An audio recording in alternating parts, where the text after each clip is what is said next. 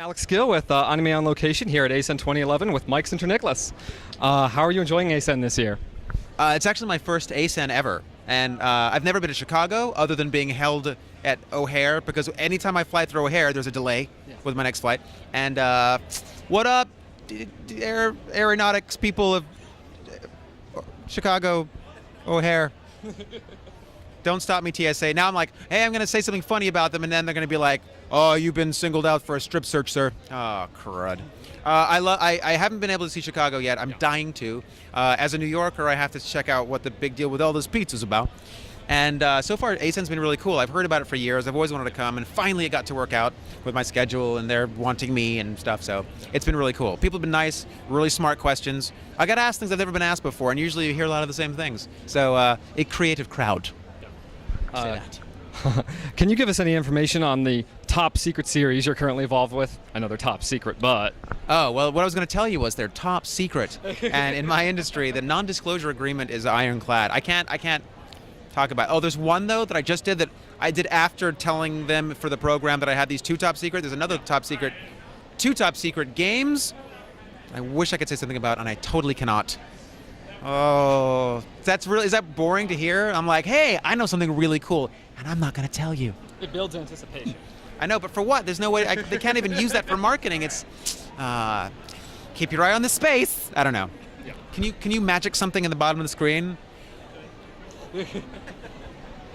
Because if you don't, I'm going to look like a ponce going, and nothing happens. Have a little trail of sparkles. Make them go down. Good. Yeah. So I'll be Tinkerbell. Great. Venture Brothers confirmed for 2 more seasons, and I think a special, if I'm not mistaken. Can you discuss with us how work is progressing for you? How's it going? Dr. Doom. All we've done so far on the sound side is this special, and I don't know what's been said about it. I bet it's 90 minutes, I think, and that's about it. Ooh. I heard it was 90 minutes, but it might be shorter.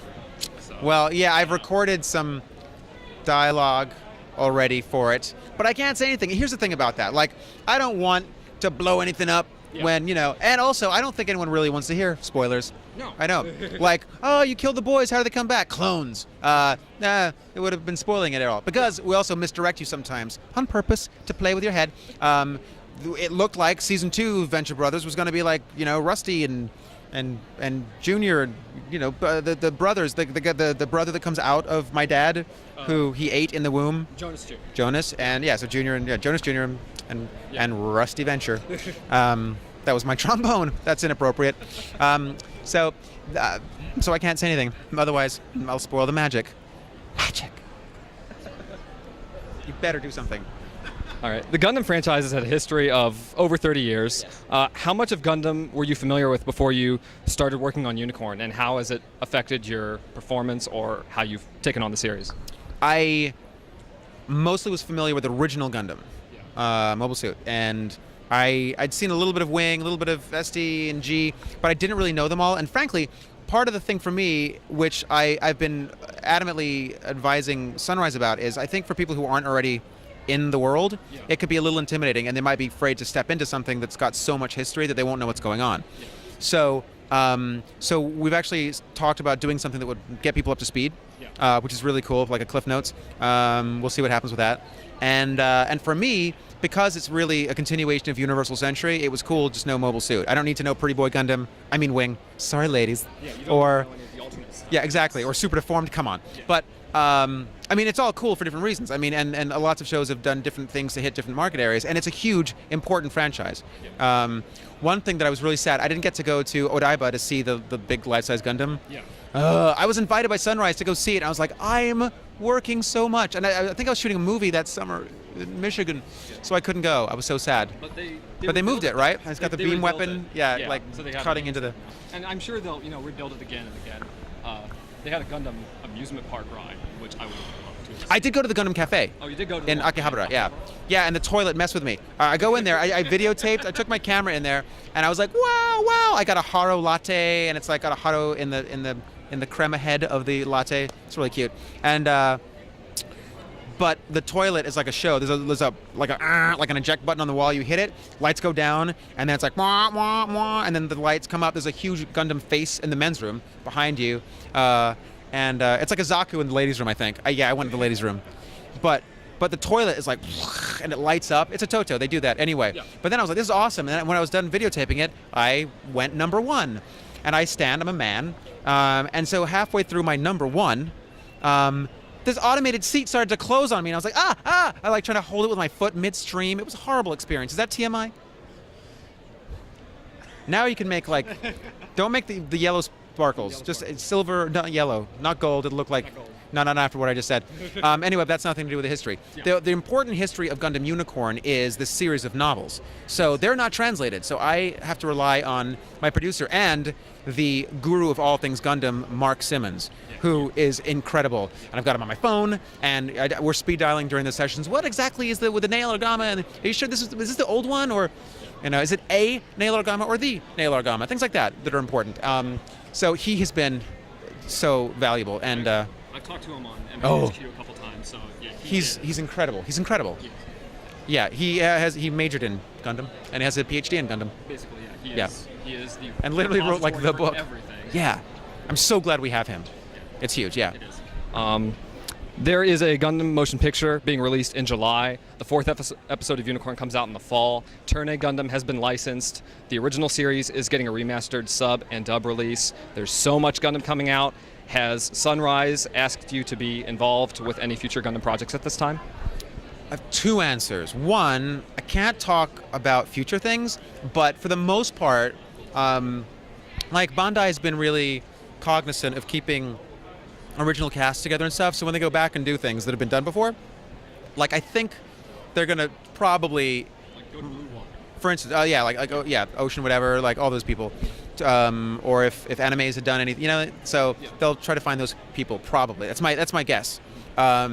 And we're so busy right now in Unicorn, there hasn't been much talk about the future, but I really, really, really want to. I love the Gundam universe, and my own horn. There have been a few people that I've met at conventions who've thanked me for doing an English version of Gundam that was really good, and sometimes it can tend towards being, it's a melodrama, but sometimes it gets a little corny, and they were like, thank you for making a cool one that's tough and epic and not corny. Yeah.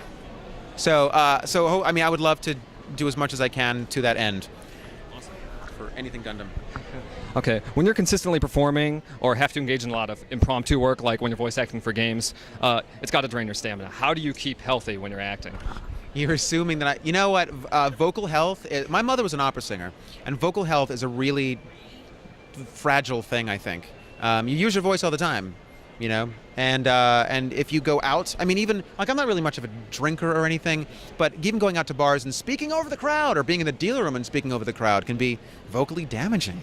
So it's really hard. I recently got super sick working on a bunch of stuff that I didn't get any sleep. I'm pulling all-nighters. It's just terrible. Sleep is the most important thing, but I don't do a lot of that. So you should eat well, but I skip a lot of meals. So I did just discover Anthony Tortorisi, who's an engineer at my studio in New York, loves grapefruit seed extract, which is a natural antibiotic, totally healthy. Natural, healthy, duh. But it's an antibiotic that viruses can't adapt to, apparently. That's the research. I'm not one of these guys. But apparently it's unlike artificial antibiotics and, antibacterial soaps and stuff, which they can build resistance to. Grapefruit seed extract, they don't. So I was drinking a lot of that, and it's so bitter, impossibly bitter. But if you mix it with a little bit of orange juice and soda water, it's pretty good. But the next step in drinking that stuff was to neti pot it. Anyone know what neti potting is?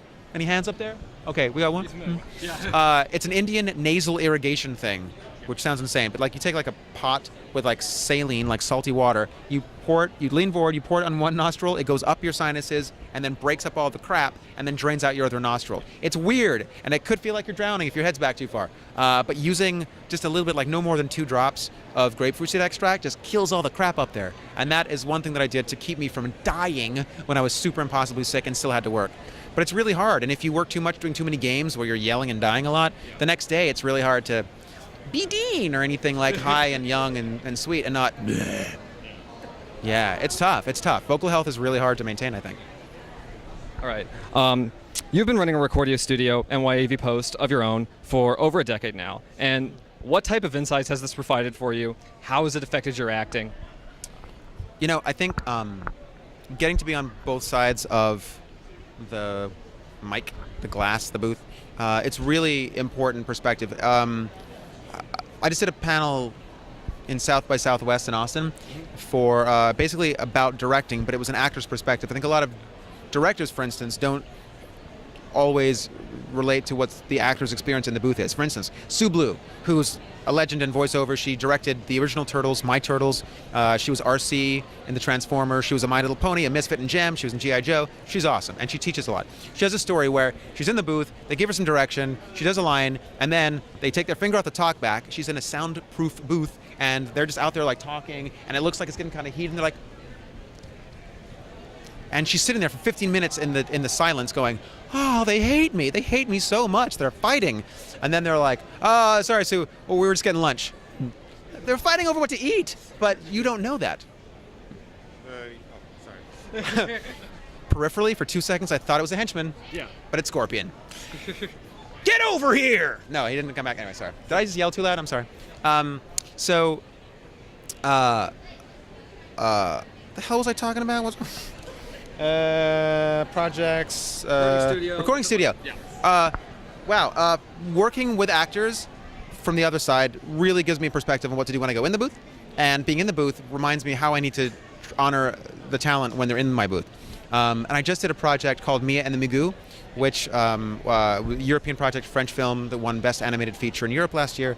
And we got some celebrities in the cast, and some kids, and some voice actors I never worked with, and then some ringers like John DiMaggio, who's Bender in Futurama. I've worked with him in theater, but never in voiceover. Well, a voiceover theater production, but not in the booth. Yeah. So that was weird, but I got to experience directing in a whole different way, and working with these people who are extraordinary. I directed Whoopi Goldberg, Wallace Shawn, James Woods, Matthew Modine, and working with them, working with the children, working with all these people who were new to me, just gave me all this new perspective on how it can be. And dubbing work in particular is like the hardest voiceover. Most people who have done it and now moved on to bigger, more lucrative things are like, man, that's hard. I don't want to do that anymore. Mark Hamill stopped by a session at Studiopolis in LA and was like, oh, you guys, that's so hard. Good luck to you guys. Oh, keep doing that good work. I can't even do that. And he's Mark Hamill. Yeah. He's got the Force, son.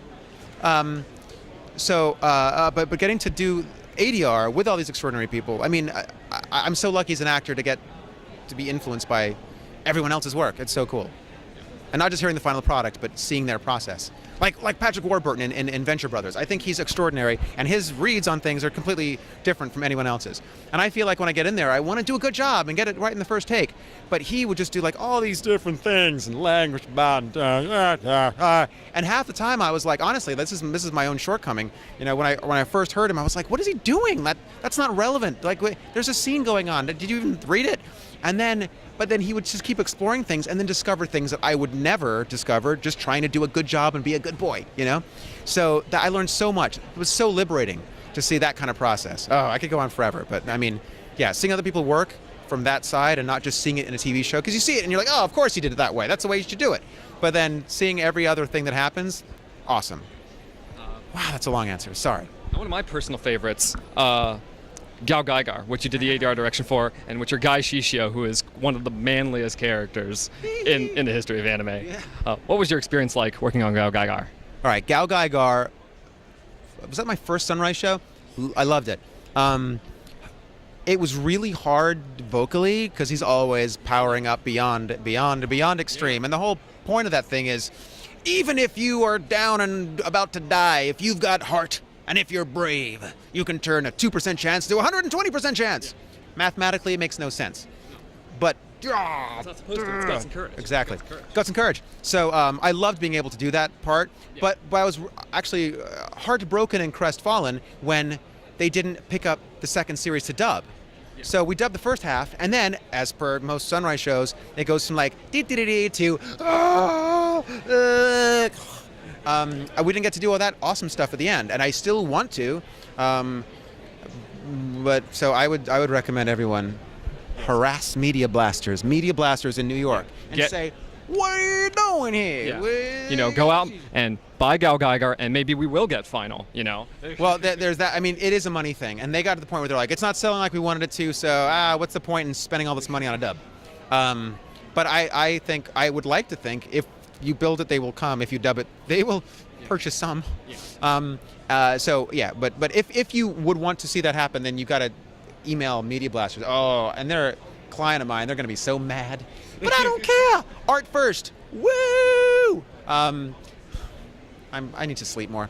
But it would be great to do, even though it hurts me so much physically. I would love to keep doing that. So cool. And I love autographing this guy, spelled GAI, because that's how. You know. This guy, Shishio, who has 2 thumbs and is mostly robotic and has a lion, and this guy. He's got a knife of willpower. Yeah. But thank you so much, Michael Sinterniklaas. It's been awesome, as always. Robotech. Yep. It's good stuff. It's totally good stuff.